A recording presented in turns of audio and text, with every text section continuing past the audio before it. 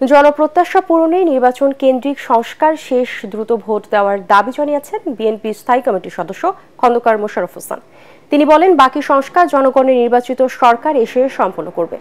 জাতীয় প্রেস ক্লাবে মানবাধিকার ও গণতন্ত্র শীর্ষক আলোচনা সভায় তিনি এসব কথা বলেন। তিনি আরও বলেন, পতিত স্বৈরাচার দেশে যে বিশৃঙ্খলা বিভক্তি সৃষ্টির চেষ্টা করছে তা ব্যর্থ করতেই অন্তর্বর্তী সরকারকে দ্রুত নির্বাচন আয়োজন জরুরি বলেও জানান তিনি। অন্যদিকে নির্বাচনের রোডম্যাপ ঘোষণার দাবিতে আয়োজিত সমাবেশে আওয়ামী দোসরদের বিরুদ্ধে কঠোর হওয়ার আহ্বান জানান বিএনপি চেয়ারপারসনের উপদেষ্টা জৈনুল আবদিন ফারুক।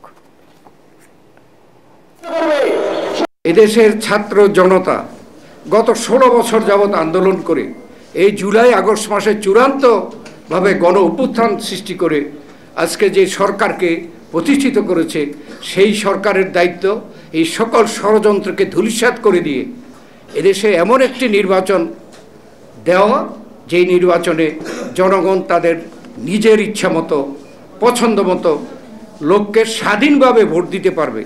বাংলাদেশের মানুষ আপনার সাথে আছে। ওই প্রেতাত্মারা সংখ্যায় খুবই কম, টাকার সংখ্যা তাদের বেশি, কিন্তু মানুষের সমর্থন তাদের নাই। আজকে আপনার ভয়ের কোনো কারণ নাই।